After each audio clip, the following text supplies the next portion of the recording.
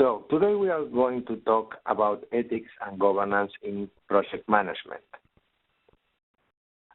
Despite all the attention devoted to governance in decades, failures continue to shake the field, suggesting that further investigation is necessary. Recurrence of project governance difficulties, for saying in some way, question the basic of what had hitherto taken to be unquestionable knowledge. Result of the underlying cognitive unrest, a revision of the approaches to ethics in the project world led to the introduction of new concepts that we are going to review during this webinar, as the small sins allowed, of impunity, and the ethics cube. From the beginning of ethics can be found on the influences received from parental examples at home, socialization in school or clubs or in your neighborhood, religious teaching, and the legal system, all constituents of a complex construct of universals and local beliefs. Universal beliefs are the portion of ethics norms widely accepted, across boundaries, we can say, and sometimes also for along the time, during long time. Local beliefs are the principles confined to a particular culture or time. So, what happened? What I observed? I observed a detachment between business and ethics. And let me tell you what. Relating the values of a particular group with the ethical baggage of its own individuals was a challenging task even before the concept of rules of the game was introduced by Milton Friedman, which made it cumbersome. For sure, most of you have heard about this. These are the rules of the game, which usually are different of the rules of society. So which game we are playing? We need to be, clear about this. So Milton Friedman, which by the way won the Nobel Prize in Economy some years after this paper, postulated that in an ideal free market, there are no social values, no social responsibilities in any sense other than the shared values and responsibilities of individuals.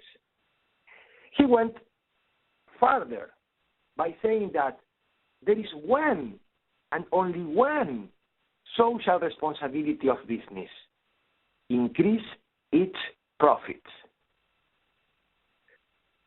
So, with this in mind, it was said in 1970,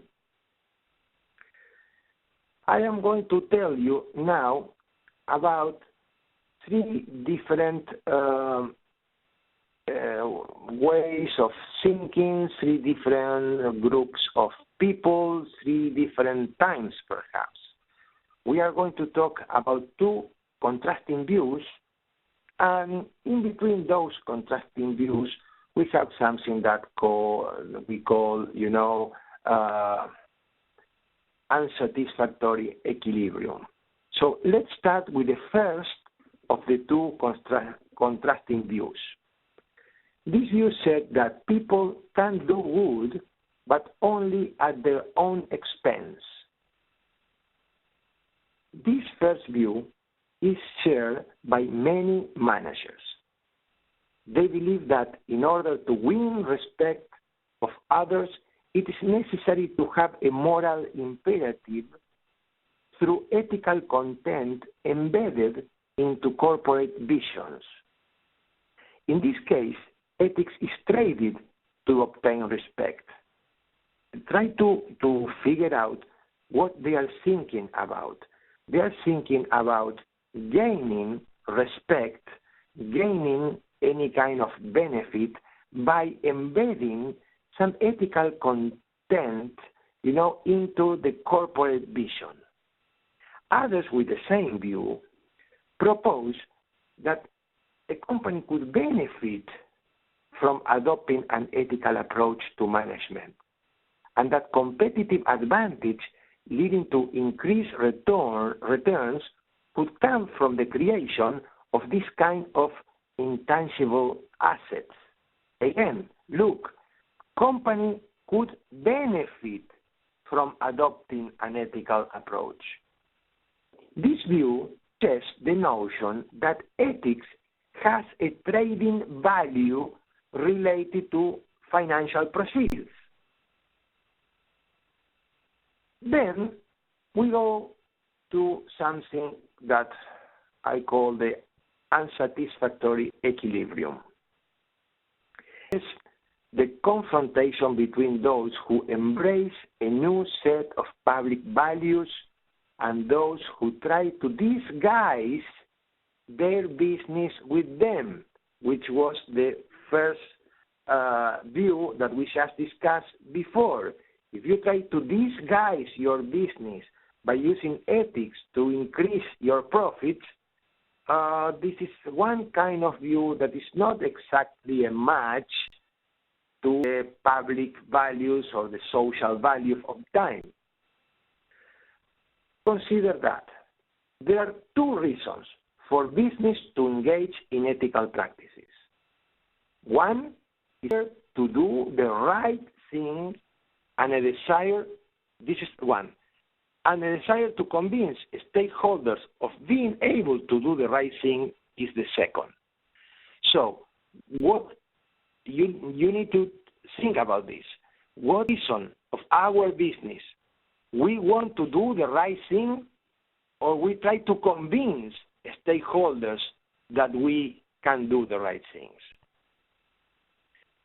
Its attitudes and opinions have evolved to a point where, in many instances, public values differ from those of the industry. I guess it is self-explained. I guess you already know about this. In some industries, the values are completely different from the values of the public. Many people talk about the difference between the values of Wall Street and the values of Main Street. Even that we are in the middle of this political campaign, many people is talking about the values of the party and the values of the public in general. So I guess this is something that we saw in our everyday life. Let's talk now about the second contrasting view. This view says that conforming to social values is the moral imperative that legitimizes entrepreneurship. You can see the difference between the first view and the second one. Now we are talking to conforming to social values is the moral imperative that legitimizes entrepreneurship. So we are not talking about entrepreneurship, just to get money for the stakeholders or for the shareholders. So entrepreneurship should be legitimized according to the social values.